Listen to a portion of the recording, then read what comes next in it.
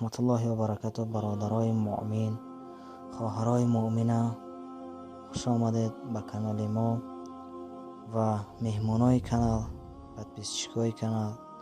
شما را خوش آمدید میگوییم و میگذاریم یک موضوع جالبی که ما در تفسیر آسان بیان در سوره بقره آیت 97 به نظر ما رسید. وقتی که در حالت خواندن به نظر رسید، خواستم که همه را به سمت شما به شما نیز برسانم و این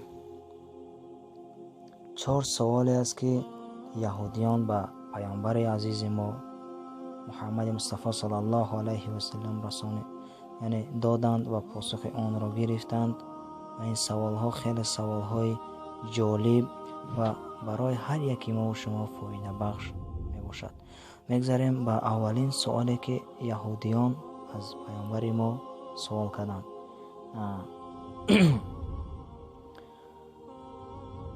سوال کردند که بنی اسرائیل برای خود کدام طعام را حرام شمارید. خب پیامبر عزیز ما صلی الله علیه و سلم در جواب گفتند روز وقتی که حضرت یعقوب علیه السلام بیماری سخت می شوند، به سوی خداوند مراجعت می کنند، می گویند که اگر روز من از این بیماری شفا یابم، برای خود بهترین طعام و بهترین شراب را حرام می گردانم. بهترین طعام برای حضرت یعقوب علیه السلام این گوشت اشتر و بهترین شراب شیر اشتر بود. و سوال دوم، آب مردانه چگونه و آب زنانه چگونه است؟ یعنی آب بدن را در نظر، آب رحم را، آب بدن. خب پیامبر صلی الله علیه و سلم در جواب گفتند آب زنانه این زرد تنک و آب مردانه سفید غوث می باشد. سوال سوم چنین است که چرا گاه پسر و چرا گاه دختر به دنیا می آید؟ رسول اکرم صلی الله علیه و سلم پاسخ سوال سوم را چنین گرداندند که وقتی که والدین یعنی زن و شوهر با هم همخوابگی میکنند، اگر آب مردانه غالب بالای آب زنانه گردد، در آن حالت پسر به دنیا می آید و اگر آب زنانه بالای آب مردانه غالب آید، آنگاه فرزند دختر به دنیا می آید. همین هم با خواست الله. سوال چهارم چنین بود که کدام فرشته با پیامبر آخرین یعنی دوستی رفاقت دارد؟ و چنانه که هر یکی ما میدانیم، پیام آور از جانب الله با محمد صلی الله علیه و سلم این جبرائیل امین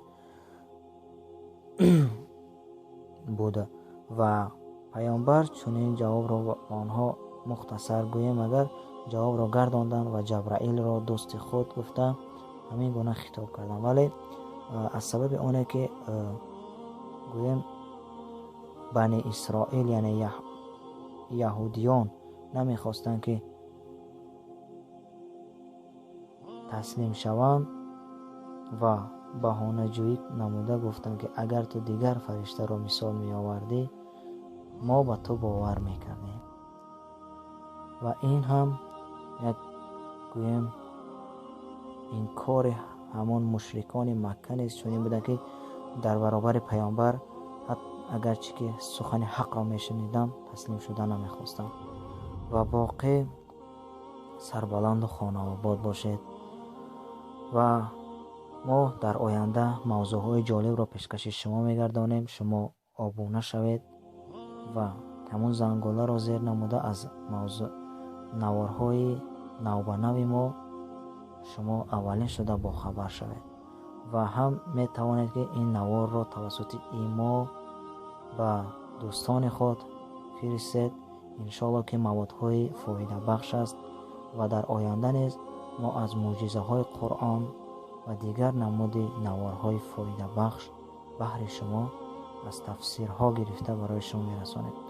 باز در آخر یادآور میشم که هر کی اگر دلیل میخواهد کتاب تفسیر آسان بیان اگر که داشته باشد، اگر نداشته باشد از پلای مارکت یا از پلای مارکت برای اندروید ها اسکچات نماید و سوره بقره آیت 97 را نظر کنید. همین سخن ها، همین 4 سوال با 4 پاسخ به طرز پوره در آنجا ذکر شده است و ما مختصرا به شما گفتیم.